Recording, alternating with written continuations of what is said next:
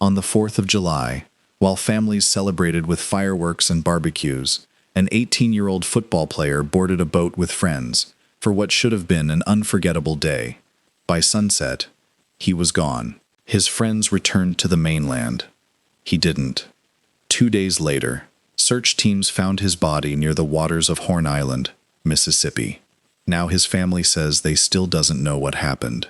Authorities say the investigation is ongoing. His parents say the answers they've received don't add up. What happened to Nolan Wells on that island? And why has this case become one of the most talked about investigations in America? Tonight, we're following the timeline. Not the rumors, not the viral theories, only the facts that investigators and Nolan's family have made public. Nolan Xavier Wells wasn't just another teenager. He had recently graduated from Ocean Springs High School in Mississippi. Friends described him as respectful, kind, and full of ambition.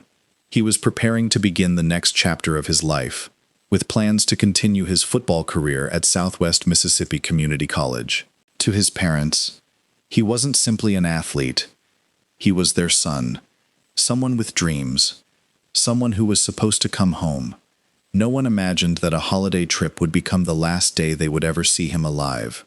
On July 4th, Nolan traveled with a group of friends to Horn Island. Horn Island sits roughly 10 miles off Mississippi's Gulf Coast.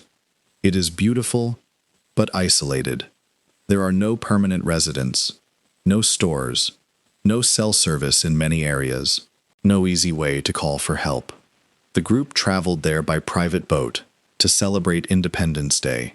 According to Jackson County Sheriff John Ledbetter, Nolan was last seen around 3 p.m. near the island.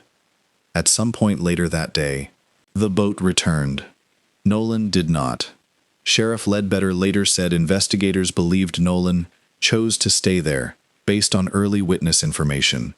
But that statement immediately raised questions that remain central to the case. As the hours passed, Nolan never came home. His mother, Christine Wansley, realized something was wrong. Around midnight, she contacted the Jackson County Sheriff's Office to report him missing.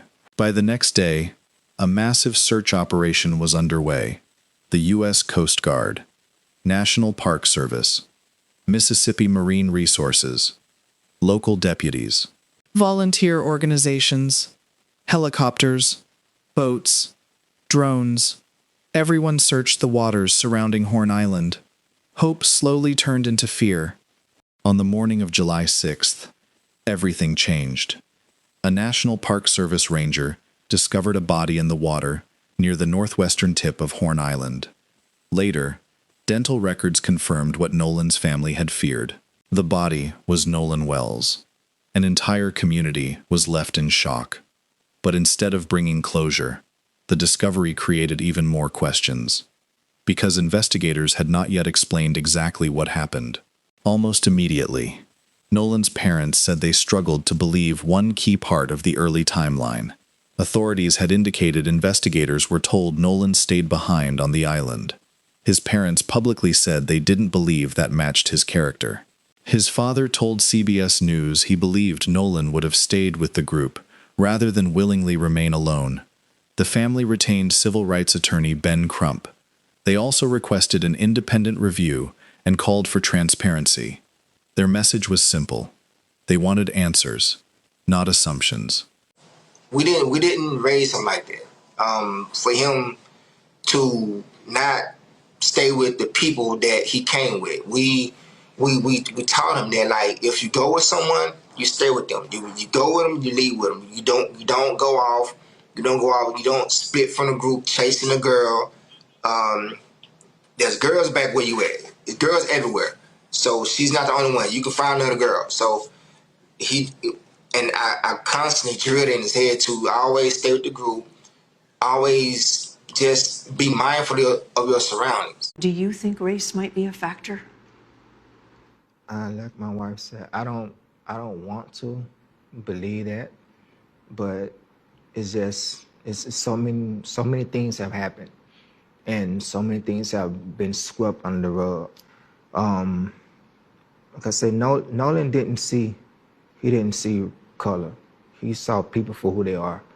And I used to always tell him, son, you need to guard that close, because everyone is not going to reciprocate that same love that you give. I just want transparency. I just want to know what happened to my son. Christine, why does that make you so emotional? Because he just had a big heart. Like, to really know Nolan, to have him as your friend it was something special. People aren't like him. He was just different. And As social media exploded with theories, investigators urged patience. Sheriff John Ledbetter stated that detectives were interviewing witnesses, reviewing digital evidence, and collecting photos and videos from anyone who had been on Horn Island that day. Authorities specifically asked the public for original photos, videos, and eyewitness accounts from the northwest section of the island. That request suggests investigators are still building a complete timeline. Officials have also said that preliminary evidence suggested a possible drowning. However, they emphasized that the investigation remains active. At the time this script was written, the official cause and manner of death had not been publicly released. No homicide determination had been announced, and no criminal charges had been filed. This is where many documentaries would begin making accusations. We're not going to do that, because right now, there are facts, and there are unanswered questions. The facts tell us Nolan traveled to Horn Island. He became separated from the group. He was reported missing. A large search followed. His body was found 2 days later. Everything beyond that is still being investigated. His family continues to ask, what exactly happened during Nolan's final hours? Why didn't he return with the others? Does every witness remember events the same way? Will the autopsy and forensic evidence answer those questions? Those questions deserve evidence, not speculation. For Nolan Wells's family, the search is over, but their search for the truth has only begun. Some mysteries are solved in days, others take months, some take years.